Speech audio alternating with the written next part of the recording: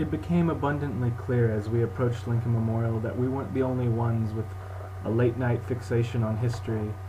And so as we approached the monument, I thought to myself, maybe this is a good opportunity to get some thoughts and feelings from other people and their take on everything. Surely enough, I found some good people. That way you don't look like a service. Alright, tell me where you're at. I am at the Lincoln Memorial. Today is November 5th, the day after November 4th when Barack Obama has just been elected President of the United States of America. Tell me how you feel. Unbelievable. My heart is like beating out of my chest. And it's a proud time to be in America at the moment. And I'm originally from Zimbabwe, so a country that doesn't necessarily have democracy. So to come to the United States and to see democracy at work is just simply unbelievable. And to watch like how many people have gotten involved in the election process and have it count. Like I've been in Virginia for the past 10 years, and in that time people would cast a vote, but they knew it didn't count for anything. But this year it was put into play, and it's a very big deal. And Virginia, like I won't say, it's 1964 was the last time we went for a Democratic candidate, and so for it to go Democrat in 2008 in our lifetime is so big. And for me to be here at this time, right at the foot of the Lincoln Memorial, is just, it's beyond words. It's overwhelming. Oh, you can hear this now. You got people honking horns. Honking horns. I hope my camera's picking that up right now. I certainly hope so, because the excitement, we've got like very few people at the Lincoln Memorial, but the excitement in DC is palpable. It is just, it's a moment to be very proud. Anybody with a Democrat or Republican, it's a moment to be proud. Yeah, got to be a little part of a little history tonight. A little history, just a little one history. of those where were you moments, right? Exactly. Everybody will remember where they were when this happened. And you were here. I was here.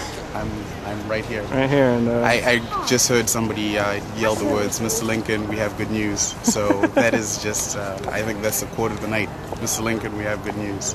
Mr. Lincoln, we have good news. Yeah, that's right. Very good. Thank you very much. You're welcome.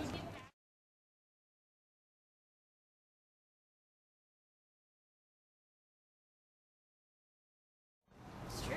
Obama is now president. Well, President-elect. Elect. Fair enough. Well, and polls, and not all the data is in yet, but Alaska's closed. So it's closed, but they're not tallied. Yes. But well, for all intensive intents and purposes, he's our next president.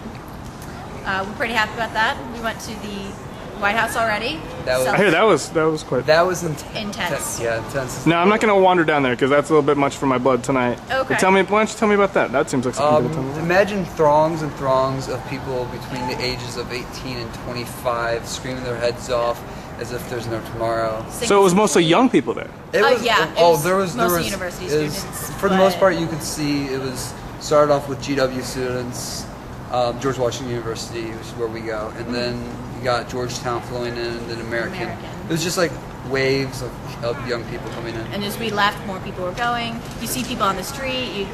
They fist pump. Everyone screams. Honks, cars. Oh yeah, cars on the street.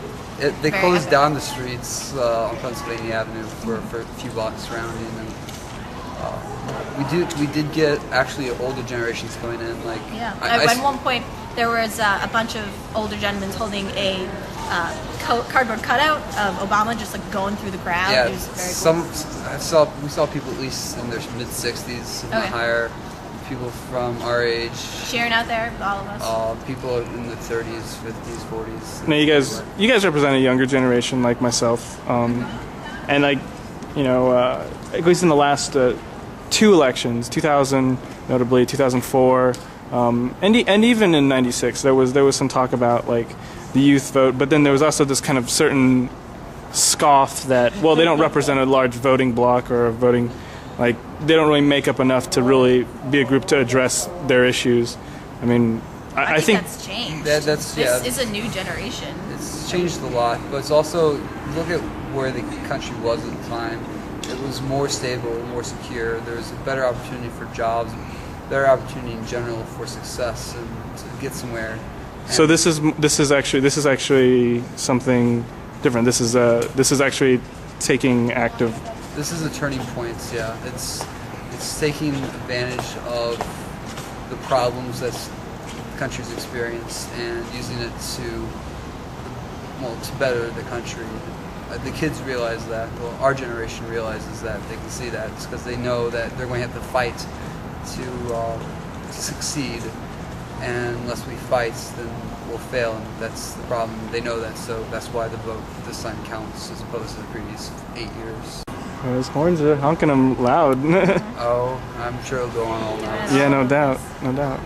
And were you both originally Obama supporters, or were you supporting some other? I was always Obama. I was never. I was indifferent for a while. Like, I'm from Illinois, so my votes. Oh, Missouri, right here. Yeah, I'm right next. I'm from right across the river from St. Louis, so the third population center in the states. And my vote didn't necessarily matter. It would always go to the Democrat candidates. Barack. Can I expand on that with you? I mean, there's been kind of a dialogue that's been building about, like, you know, what this is in terms of, like, kind of a catastrophic loss for the Republicans. It kind of allows them to reassemble their base. I mean, in a lot of ways, wasn't this actually good for them to have like a large loss so that they could kind of regroup and reform who they are and their message and identity? It's good to get a litmus test of the population. They lost understanding of what the population felt, and it just showed them that.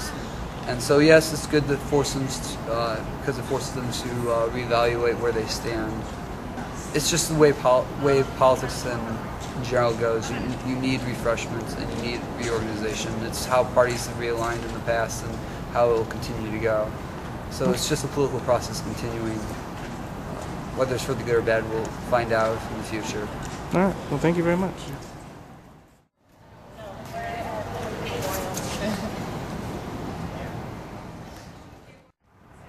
Hello, space travelers. Today's date, November 5th, 2008. You can hear in the background, you'll hear the sounds of hundreds of car horns honking off in the distance, most coming from around the White House. Maybe it's just important to leave the camera on, and I'm under a great deal of pressure by Maya and Catherine to venture deeper into the DC heart and take the camera to the White House, where I hear there are hordes of my generation there making noise like no generation has made in some 40 years. So once again, I bend to their will.